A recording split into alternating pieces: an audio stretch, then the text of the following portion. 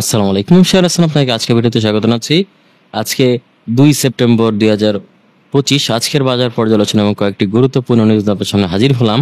আলহামদুলিল্লাহ, গতদিন market minus হলেও আজকে কিন্তু হিউজ পরিমাণে আপ হয়েছে আমরা খেয়াল করছি, এবং টাকার অঙ্কের লেনদেনও কিন্তু খুবই ভালো হয়েছে আমরা খেয়াল করছি, এবং মূল্যবৃদ্ধিপ্রাপ্ত শেয়ারের সংখ্যা কিন্তু অনেকাংশে বৃদ্ধি পেয়েছে। তার মানে আমরা একটা জিনিস খেয়াল করলাম যে তিনটি বিষয় কিন্তু আজকে পজিটিভ রয়েছে। তো যাই হোক, সবগুলো বিষয় নিয়ে আমি আলোচনা করব। তো আলোচনায় যাওয়ার আগে একটা ছোট্ট অনুরোধ করি, আমার এই ভিডিওটি যদি আপনার ভালো লেগে থাকে বা সামান্য উপকারে আসে, তাহলে আমি আশা করব আপনারা আমার চ্যানেলটিকে সাবস্ক্রাইব করবেন এবং আমার ভিডিওতে লাইক এন্ড শেয়ার করবেন।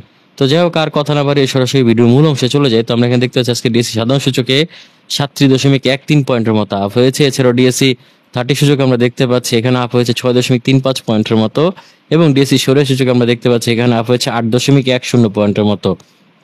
অর্থাৎ তিনটি ইন্ডেক্সে আজকে ভালো পরিমাণে আপ হয়েছে।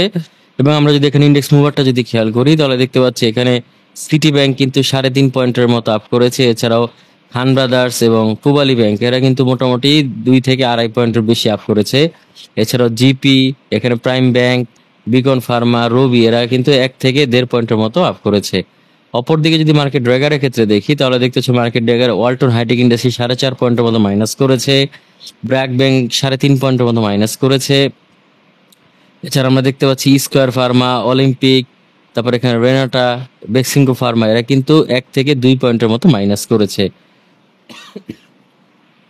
তারপর আমরা বুঝতে পারলাম আজকে প্লাসের তুলনায় মাইনাসের পরিমাণ অনেকাংশেই কম। এছাড়া যদি আমরা এখানে ট্রেড স্ট্যাটাসটা যদি খেয়াল করি, তাহলে দেখতে পাচ্ছি আজকে 221টি শেয়ার অফ হয়েছিল, অপরিবর্তিত ছিল 47টির, এবং পতন ঘটেছে 131টির। এবং আমরা যদি টাকার অঙ্কের লেনদেনটা যদি খেয়াল করি, তাহলে দেখতে পাচ্ছি টাকার অঙ্কের লেনদেন গত দিনের তুলনায় কিন্তু আজকে বৃদ্ধি পেয়েছে। আজকে আমরা খেয়াল করছি 1278.064 কোটি টাকার মতো কিন্তু লেনদেন হয়েছে টাকার অঙ্কে। এটা খুবই একটা ভালো দিক আমি মনে করি। যাই হোক, এরপরে আমরা যদি এখানে দেখি টপ গেইন এবং লুজারে, তো টপ গেইনে আমরা দেখতে পাচ্ছি মিরাকল ইন্ডাস্ট্রিজ, তারপর এখানে ইনটেক, খান ব্রাদার্স, ইন্ডেক্স এগ্রো, তারপর এখানে দেখতে নাহি অ্যালুমিনিয়াম, এখানে আমরা সবই দেখতে পাচ্ছি বেশিরভাগই হল্টেড বা হল্টেডের কাছাকাছি পর্যায়ে কিন্তু বৃদ্ধি পেয়েছে। অপরদিকে লুজারের ক্ষেত্রে যদি খেয়াল করি, তাহলে দেখতে পাচ্ছি লুজারের ক্ষেত্রে কিন্তু তেমন একটা মাইনাস হয়নি, হল্টেডের কাছাকাছি গিয়েছে 1-2 জন, কিন্তু হল্টেড হয়নি।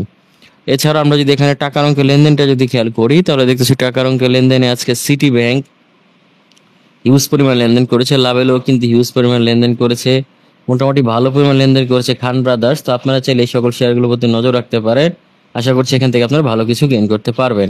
এছাড়াও যদি মার্কেট ম্যাপটা যদি খেয়াল করি, তাহলে দেখতে পাচ্ছি আজকে আইটি সেক্টরটি অনেক ভালো করেছে, সিরামিক সেক্টর অনেক ভালো করেছে, তারপর এখানে মোটামুটি ভালো করেছে আমরা দেখি service and real estate, textile, primary and leisure, তারপর এখানে telecommunication, financial institution, fuel and power. আর আমরা যদি খারাপের কথা চিন্তা করি, তাহলে দেখতে পাচ্ছি শুধুমাত্র কর্পোরেট বন্ডটাই তুলনামূলকভাবে একটু বেশি খারাপ করেছে, আর বাকি সবাই খুবই ভালো অবস্থানেই রয়েছে। এরপরে যদি ব্লক ট্রানজিশনটা যদি আলোচনা করি, তাহলে দেখছি ব্লক মার্কেটে আজকে এখানে আমরা খেয়াল করছি যে মারিকো বাংলাদেশ তারা কিন্তু আজকে ভালো লেনদেন করেছে ব্লক মার্কেটে। এছাড়াও খান ব্রাদার্সও কিন্তু আমরা দেখতে পাচ্ছি ব্লক মার্কেট অনেক ভালো লেনদেন করেছে, আর বাকি সবাই খুবই সামান্য পরিমাণে লেনদেন করেছে আমরা খেয়াল করছি। যাই হোক, এই ছিল মোটামুটি আজকের বাজার অবস্থা। তো বাজার অবস্থা দেখে আমরা দেখতে পাচ্ছি অনেকাংশে ভালো হয়েছে বা পজিটিভ হয়েছে। তো এখন আমরা চলে যাবো কয়েকটি গুরুত্বপূর্ণ নিউজে। তো প্রথমে আমরা যে নিউজটি নিয়ে আলোচনা করবো সেটি হচ্ছে সামান্য বিরতি দিয়ে আবার উত্থানের ধারায় শেয়ার বাজার। তো আমরা এখানে খেয়াল করছি যে গতকালকে কিছুটা মাইনাস হয়েছিল মার্কেট, সেই মাইনাস হওয়ার পরে কিন্তু আজকে আবার ঘুরে দাঁড়িয়েছে, এবং টাকার অঙ্কের লেনদেনও কিন্তু গতদিন কিছুটা কম ছিল, আজকে কিন্তু আবার ঘুরে দাঁড়িয়েছে, এবং 1200 কোটি টাকার বেশি কিন্তু লেনদেন হয়েছে। এবং এটা খুবই একটা পজিটিভ দিক যে টাকার অঙ্কের লেনদেন এখন প্রায় প্রতিদিনই 1000 কোটি টাকা ছাড়াচ্ছে, এবং দিন দিন বৃদ্ধি পাচ্ছে। অপরদিকে পয়েন্টও কিন্তু পজিটিভ হচ্ছে। তার মানে বোঝাই যাচ্ছে যে শেয়ার মার্কেট এখন সাধারণ বিনিয়োগকারীদের আস্থা ফিরে এসেছে, এবং আশা করছি সামনের দিনগুলোতে এভাবে চলতে থাকবে। তবে দেশের পরিস্থিতি যদি আরো ভালো হয়, তাহলে আস্তে আস্তে মার্কেটও পজিটিভ হবে এবং বিনিয়োগকারীরাও লাভবান হবে। যাই হোক, এর পরবর্তীতে আমরা যেই নিউজটি নিয়ে আলোচনা করব সেটি হচ্ছে আট লিজিং কোম্পানি ঘুম নেই শেয়ার বাজার বিনিয়োগকারীদের। তো মূলত 8টি লিজিং কোম্পানি, তারা হচ্ছে নন ব্যাংকিং আর্থিক প্রতিষ্ঠান আর কি, তারা ব্যাংক নয়, কিন্তু তারপরও তারা বিভিন্নভাবে ঋণ প্রদান করে থাকে, এবং এই ঋণ প্রদান করতে যে সকল অনিয়ম এবং দুর্নীতি হয়েছে, তার ফলে কিন্তু এই 8টি প্রতিষ্ঠান দেউলিয়া পর্যায়ে চলে গিয়েছে। এবং এদের যেহেতু বর্তমানে আর তেমন একটা কাজ হচ্ছে না, ব্যবস্থাপনার কারণে যে অচল হয়ে গিয়েছে, সেই আর 9টি ব্যাংক বহির্ভূত যে আর্থিক প্রতিষ্ঠান আছে তাদেরকে বন্ধ করে দেওয়ার একটা সিদ্ধান্ত নেওয়া হয়েছে এবং এর মধ্যে কিন্তু 8টি প্রতিষ্ঠানই কিন্তু শেয়ার বাজারে যুক্ত বা লিস্টেড। তো এর প্রতিষ্ঠানগুলো কারা? তারা হচ্ছে first finance, Bangladesh industrial finance, তারপর এখানে আমরা দেখতে পাচ্ছি premium leasing, far east finance, তারপর এখানে GSP finance, prime finance, people leasing, international leasing. তো এই যে লিজিং গুলো রয়েছে তারা কিন্তু বন্ধ হয়ে যাচ্ছে খুব শীঘ্রই। তো এখন বন্ধ হয়ে গেলে বিনিয়োগের অর্থ কিভাবে ফেরত পাওয়া যাবে সেই বিষয়টাও কিন্তু এখন চিন্তার বিষয়। এবং এটার কিন্তু এই ঘোষণা আসার পরেই কিন্তু শেয়ার মার্কেটে তাদের শেয়ারের পতন ঘটেছে 19 থেকে 33% মতো। তাই অনেকের ক্ষেত্রে দেখা গেছে 2 টাকার নিচেও কিন্তু নেমে গিয়েছে বর্তমানে আমরা খেয়াল করছি। তো এই সকল শেয়ারে বর্তমানে আর বিনিয়োগ করা উচিত নয় বলে আমি মনে করি, এবং না বিনিয়োগ করতে করতে কিন্তু এটা কিন্তু অনেকাংশে তলানিতে পড়ে যাবে। তো সেই ক্ষেত্রে দেখা গেছে তো এখানে যারা বিনিয়োগ করেছে তাদের মধ্যে সবার প্রথমে যাদের টাকা ফেরত দেওয়া হবে এই লিজিং গুলো বন্ধ হয়ে যাওয়ার পরে, সেটা হচ্ছে বহির্ঋণদাতারা, তারপর হচ্ছে আমানতকারীরা, তারপর হচ্ছে ডিবেঞ্চার শেয়ার হোল্ডাররা এবং অগ্রাধিকারমূলক শেয়ার হোল্ডাররা।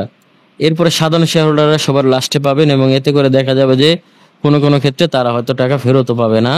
তো সেই ক্ষেত্রে কিন্তু দেখা গিয়েছে এটা একটা খুবই ভয়ঙ্কর খবর, এবং এই বিনিয়োগকারীরা হয়তো কোনোদিনই তাদের অর্থ ফেরত পাবে না, বিনিয়োগকৃত অর্থ।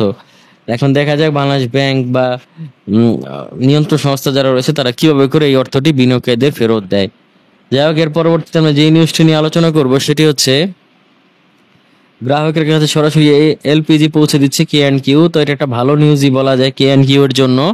কারণ হচ্ছে যত একজন কাস্টমার বা কনজিউমারের দোরগোড়ায় যাওয়া যায় তত আরো ব্যবসা প্রসার লাভ করে। এর কারণ হচ্ছে দিন শেষে কিন্তু আমরা কাস্টমার বা কনজিউমারের কাছে কিন্তু যাই।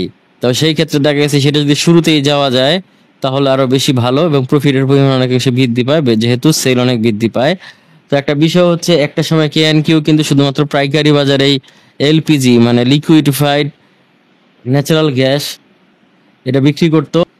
এখন আর পাইকারি পর্যায়ে নয়, এখন খুচরা পর্যায়ে বিক্রি করা শুরু করেছে, এবং এতে করে কিন্তু প্রফিট অনেকাংশে বৃদ্ধি পাবে।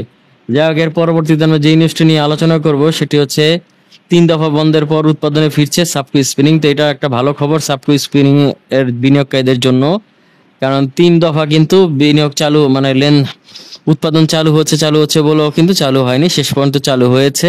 এবং এর ফলে কিন্তু কোম্পানিটি তাদের ব্যবসা আবার চালু হবে, এবং সেই ক্ষেত্রে কিন্তু তাদের লাভ আবার আসতে পারে, এবং বিনিয়োগকারীরাও কিন্তু লাভবান হতে পারে। এখন দেখা যাক সামনের দিনগুলোতে কি হয়। জায়গার পরবর্তীতে আজকে যে সর্বশেষ যে নিউজটি নিয়ে আলোচনা করবো সেটাও একটা ভালো খবর, সেটা হচ্ছে শেয়ার বাজারে 2 কোম্পানি হাত ধরে দেশে 5G সূচনা। তো মূলত দেশে মোবাইল কোম্পানিগুলো আসার পরে আস্তে আস্তে কিন্তু প্রতিনিয়ত উন্নতি করছে। একটা সময় 3G এসেছিল বাজারে, 3Gর পরে 4G, বর্তমানে এখন 5G আসছে। তো একটা ব্যাপার হচ্ছে প্রতিনিয়তই তো জি এর পরিবর্তন হচ্ছে শুধুমাত্র, কিন্তু আলটিমেটলি গতির কিন্তু তেমন কোনো পরিবর্তন আমরা দেখতে পাচ্ছি না। তো আগের 4G ঠিক না করে এখন বর্তমানে 5G চালু করা হয়েছে, এবং ঢাকার বেশ কিছু গুরুত্বপূর্ণ এলাকায় চালু করা হয়েছে। এখন ব্যাপার হচ্ছে যে 5G থেকে সুফল কতটা পেতে পারে বাংলাদেশ এবং বিনিয়োগকারীরা, সেটা হচ্ছে দেখার বিষয়। তবে শেয়ার বাজারে লিস্টের 2টি মোবাইল কোম্পানি তারা কিন্তু 5G সেবা চালু করেছে, এর মধ্যে রবি এবং আমরা দেখতেছি গ্রামীণ ফোন। তা আপনারা চাইলে এই শেয়ারগুলোর প্রতি নজর রাখতে পারেন যে এই ঘোষণার পরে শেয়ারগুলোর মূল্য কিভাবে পরিবর্তন হচ্ছে, দাম বৃদ্ধি পাচ্ছে নাকি হ্রাস পাচ্ছে নাকি অপরিবর্তিত অবস্থানে রয়েছে, সেই বিষয়টা আপনারা চাইলে খেয়াল করতে পারেন। তো যাই হোক, এই ছিল মোটামুটি আজকের বাজার অবস্থা কয়েকটি গুরুত্বপূর্ণ নিউজ, এবং বাজার অবস্থা গুরুত্বপূর্ণ নিউজ দেখে আমরা বুঝতে পারলাম যে আজকে কিন্তু মার্কেট অনেকাংশে ভালো ছিল, এবং বেশ কিছু ভালো ভালো নিউজও কিন্তু আমরা জানতে পারলাম। তো আশা করছি সামনের দিনগুলোতে আরো মার্কেট ভালো হবে এবং বিনিয়োগকারীরা লাভবান হবেন, সেই প্রত্যাশা আজকে এখানে বিদায় নিচ্ছি। আগামীতে দেখা হবে নতুন কোনো ভিডিও নিয়ে, সে পর্যন্ত আল্লাহ হাফেজ, আসসালামু আলাইকুম।